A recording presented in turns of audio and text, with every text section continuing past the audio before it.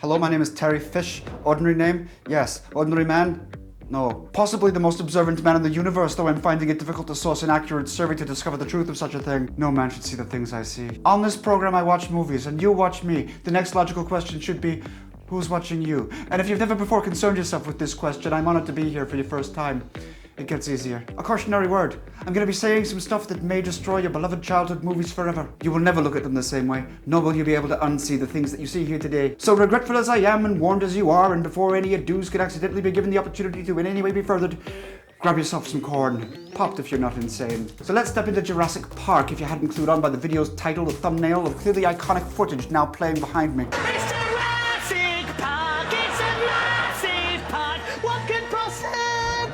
Go wrong!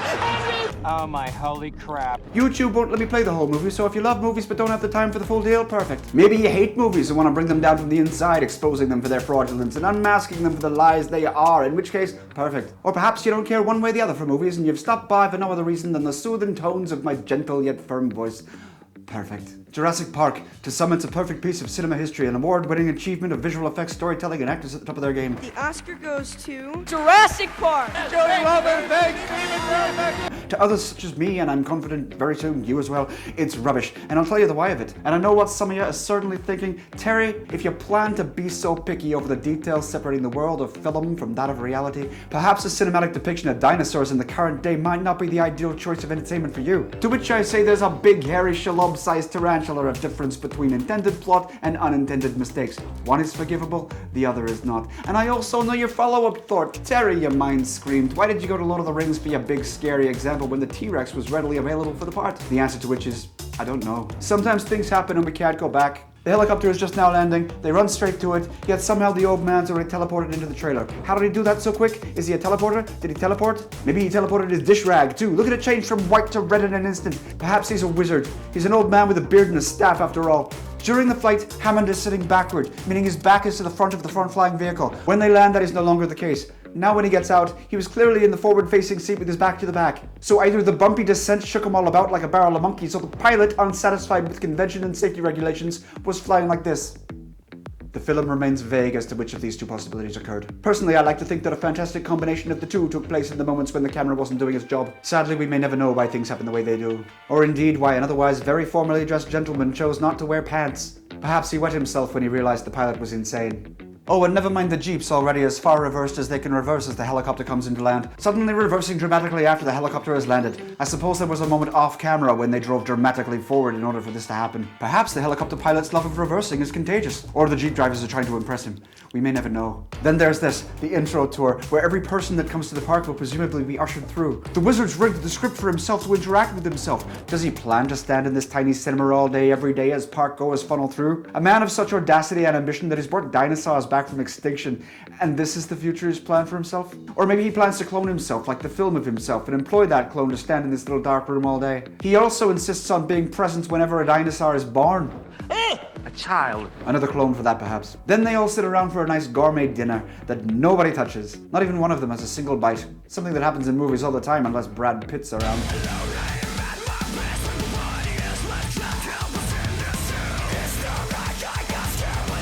But it makes no sense, it wouldn't happen in reality, and it sure makes you aware that you're watching a film. This is our bad guy, just a selfish piece of crap looking to sell the old wizard's secrets on the side. Apparently he's not being paid enough, though the wizard continually feels the need to mention that he spared no expense. Spared no expense. Spared no expense. Spared no expense. The tubby asshat has a bag of cash under his arm here, then he doesn't. Let's see it again. No time to have put it down, it's just gone. Never to be seen again. And to prove that it's just gone now forever and ever, he makes the other guy pay for his lunch. Don't get cheap on me, Dodson. Then there's this guy, who just shot this. Have you ever shot something as tall as yourself? If I ever shot something as tall as myself, I'm pretty sure I'd need to lie down too. I want you to imagine it. You've just shot something as tall as yourself. Exhausted by the effort of shitting the impossible, you lie down for a brief moment to collect your thoughts and re-wiggle any prolapsed and herniated intestinal tubing back into place when a bunch of some other species come out of the bushes, lie all over you, and sink their arms into your shit pile. Who are these creatures and what the hell do they want? Have they not heard of personal space? Have they no concept of a private moment? I know that's what I want after a big shit. A group of aliens playing in my toilet and then touching me without consent. What a dream come true. Then there's the big guy, who some call a Tyrannosaurus Rex, some call a T-Rex, Have a T-Rex. some call a Tyrannosaur, Approaching the Tyrannosaur paddock. and some spell wrong. Stegosaurus is spelled wrong too, if anyone cares. In the day, as the cars drive by, the concrete barrier appears pretty clean and tidy. But at night, someone must run in with the pots and extra plants for some reason. They must have had normal cars, since they couldn't possibly have used the tracks with the other cars stuck on it. And while dropping off such heavy potted plants, which surely would have made room in their ordinary vehicles for the rescue of people stuck in cars on tracks, they clearly didn't seem too keen on helping in any way. Who were these elusive horticulturalists? We may never know. Fun fact about dinosaurs in bathrooms. You all ready for piss? Estimated that given the hundreds of millions of years that they were joyfully stomping all over the place we now call Earth, they got mighty thirsty. Given the sheer number of years, the evaporation of the water cycle, and the amount of dinos, hadrosaurs in particular, scientists say it's entirely likely that every drop of water on the planet was, at some point, drunk by a dinosaur. Which, yep, means that every drop of water on the planet has, at some point, come out of a dinosaur. When you gotta go, you gotta go. It's an entirely true story. You can look it up and everything, but more importantly, remember it next time you're buying your $7 bottle of pure Mountain Spring Aqua Vitae Deluxe with a twist of piss. You're welcome. And there's the mystery of the disappearing ground, or the randomly appearing lack of ground. Call it what you will, I believe both are accurate. Here, we see a goat, on ground relatively level to the safe side of the fence. Here, we see where a goat once was. There he is. Now, in the same place that our big T-Rex friend just casually stepped out of, we have this. Does it make sense? No, it doesn't. Did I just ask myself a question in order to answer my own question? Yes, I did. Will I do it again? I just did. Archaeologist man reassures a severely traumatized young girl that the last thing he would ever do is leave her. He lives! He lives! But that's not what I'm gonna do.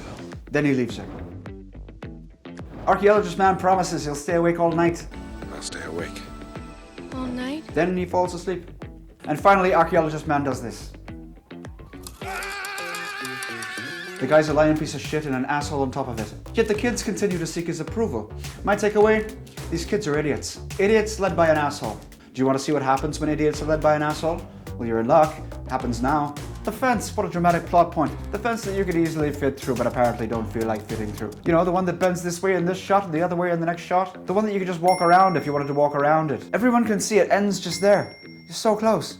But you're climbing it. Slowly and dangerously and unnecessarily. It's like you've been given cake mix and told to make something tasty. You can bake a cake, you could even just eat the delicious batter if you want, but you've decided that snorting the dry cake mix like cocaine is for you. The dumbest option.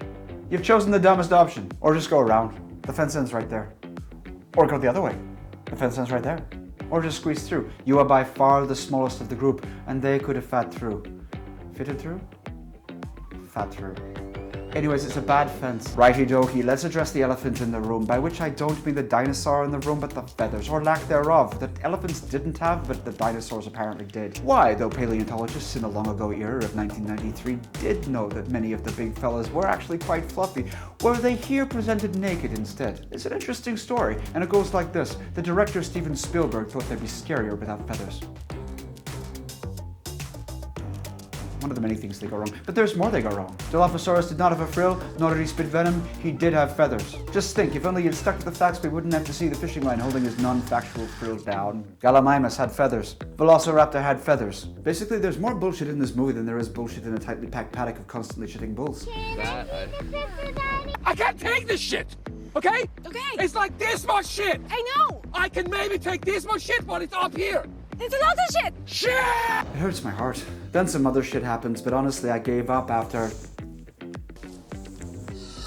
That's right, the only tactic that was foreshadowed regarding the raptors, even before we knew that dinosaurs were back, is the one thing that the chief game warden on the island, the one who's actually spent the most time with the living raptors more than anyone else, doesn't anticipate the one thing we all knew. Stupid man. So there it is, over $1 billion in ticket sales, over 20 little statues including 3 Academy Awards.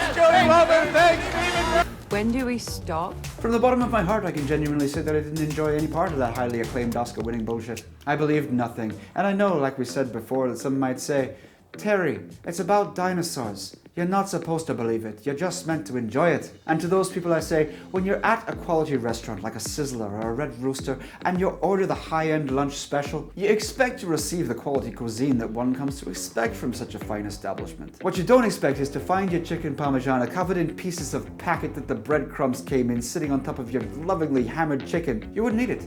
You'd ask questions. You'd wonder if it could possibly be due to new management that the otherwise flawless standards you'd come to expect have suddenly slipped. You don't want bits of packet on your meal. You can't enjoy that. No, sir. The packet was in the meal. Don't open a restaurant, Mr. Spielberg. So that's it.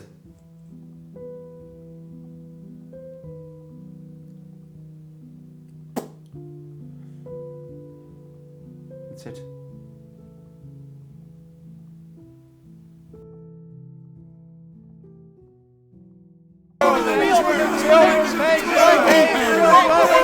None of this is real.